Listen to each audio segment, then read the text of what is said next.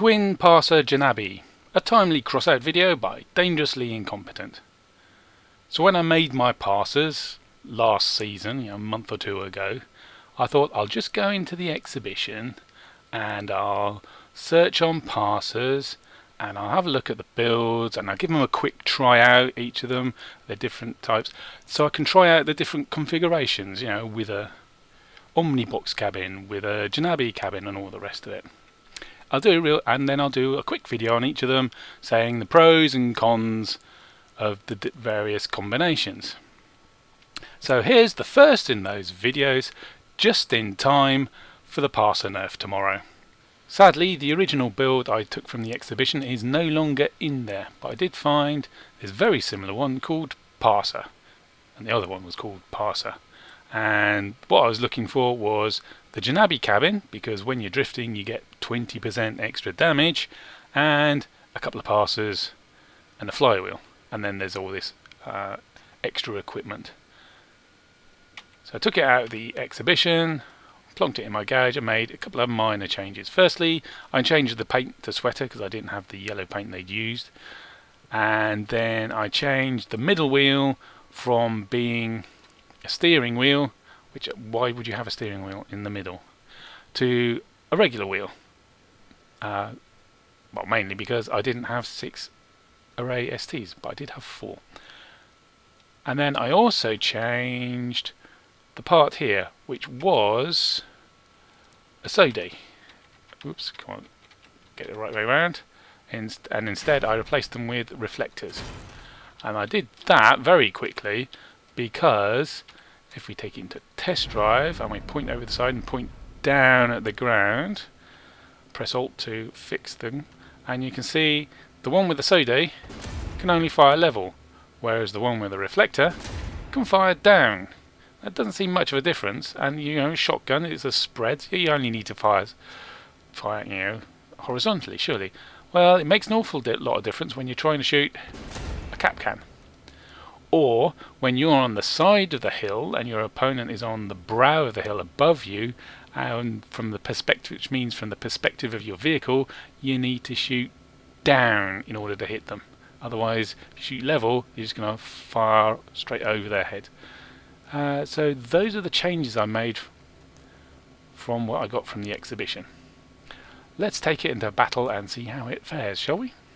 The Jannabi cabin has 12 energy, and we got 2 parsers taking up 8 energy, so we could have easily had a third parser on this build, but instead there's 4 points of energy spent on equipment and no generator, and there's no fuel tanks and there's no ammo box or anything, so there's no weak point, no vulnerabilities, nothing to blow up in this build, which is a good point. The 4 energy spent on equipment is all useful stuff. There's an engine for better acceleration and pushing you into the skids, and after all we are trying to drift to get that 20% extra damage off the Jannabi perk. There's flywheel for faster reload, which increases your firepower slightly, it's always useful. Chameleon, which is great for making your approach unseen, or alternatively escaping when you've bitten off more than you can chew and you get away. And of course my all-time favourite, a radar detector, which means you can charge around the corner in the sure and certain knowledge there's only one enemy there, not half the enemy team waiting to gank you. So is it better or worse than having an extra parser? Because an extra parser would mean 50% more firepower. That's quite a lot. It's hard to tell without playing, a 3 energy parser. See a future video. And as you can see, 2 parsers still has quite a kick at 8,000 power score. I'm not a fan of drifting in combat.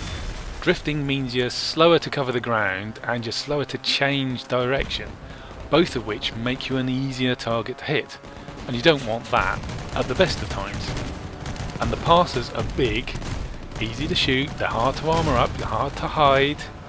They've got good durability but not great, and it's never going to last forever if you're a sitting duck and someone's shooting you with a weapon. So you can easily end up weaponless because you've been drifting around.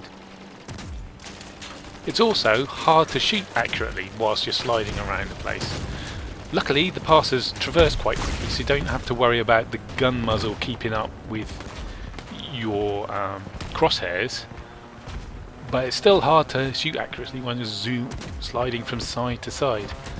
And when I'm shooting, I manoeuvre to avoid being hit, but just before I'll shoot, I'll tend to go straight, which allowed me to get my crosshairs onto the enemy and get an accurate shot, well, hit them, or maybe even get an accurate shot and hit their weapons, which is what the Parsers are good at. But if I've gone straight, then I've just lost the drift bonus to damage, so rubbish.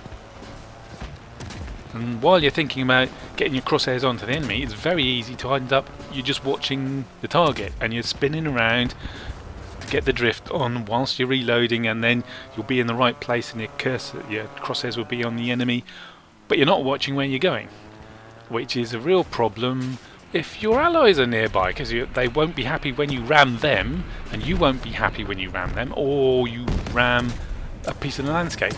This is not a good build for built-up areas with lots of buildings and small little roads around. It likes big open spaces where you can drift and turn and drift and not worry about hitting the landscape. Because it's all too easy to hit something and roll yourself over, and you're sitting there like a dodo for 30 seconds whilst you wait for the auto jack to become available to right yourself up, and you're wondering, are my allies going to come help me, lift me up, or will the enemy find me first and just wreck me as I'm lying on my back? And there is a bigger problem with drifting and using the parser at the same time, because the more things you have to think about at once, the worse you are at each of them. The parser has a firing regime. It's not just point and click. You've got to wait for the reload, and then you've got a choice. I can shoot now on a wide dispersion, or I can charge my shot, which reduces the dispersion and makes it effective at medium range. It's the parser's big strength. It is a shotgun that can degun opponents at medium range with its charged shot. So you want to play to that. You want to use that charged shot. And then there's a further complication. It only holds the charge for a limited period of time, and that period of time is shorter than the chameleon will run for. And when it runs out of the charge holding time, it discharges, it fires, knocks you out of the chameleon, knocks you out of cloak, and there you are, out in the middle of nowhere, vulnerable. You're just about to jump someone and you've wasted your shot, so you've got to wait for the reload, and they all know you're there now, which has happened to me a number of times. So trying to cope with the parser's firing regime and trying to ensure that you're drifting at the point that you fire to get that 20% extra bonus from the Jannabi, it's too much for my brain, because it's on top of all the other load. The usual driving around and not bumping into people and not bumping into things, looking at the minimap, where are my allies, am I getting supported, where's the enemy, where's an enemy on his own so I can jump him, right, I can go jump him, who can shoot me whilst I'm jumping him, I've got to aim, and it's a lot. And then to add on to it, drifting and the parser firing regime, too much. So overall, I don't like the pairing of the parser and the Jannabi, and I definitely wouldn't recommend it for a new player. Whoever did the frames on this vehicle made a right pig's ear of it. They've used one wide frames throughout, including light ones, like the front wheel is held on by the smallest 1x4 lightweight frame with the least durability in a frame, and that's the front wheel, so they come off really easy, and the rest of them are all held by one wides when they could have been held by two wides, which would give it an awful lot, well, almost double the durability. So the whole frame is really, really weak. When you combine this weak frame with the fact that the side of this vehicle is a big target, it's a long-sided vehicle, long and narrow, and you're drifting, which means you side on to the enemy a lot of the time, you end up being vulnerable to even a gentle rams. As you can see here, I've been bumped twice and the frames have gone, taking the wheels and the front parser with them, leaving me with a parser and a cabin sitting on the ground waiting to be cleaned up by the enemy, just from a couple of very gentle rams. Another thing that is bad about this particular build, as opposed to the Parser Jannabi pairing, is the front. There's all a load of blade wings and hatchets, and then a couple of catch bumpers. So there's a load of damage dealing bumpers on the front, but you don't want to ram with this vehicle. You really don't, because you'd be stationary and then you won't get your plus 20% damage bonus for drifting. So why put these on the front? Are you trying to lift people? Well, you put them too high. They should be one square lower and dragging along the ground.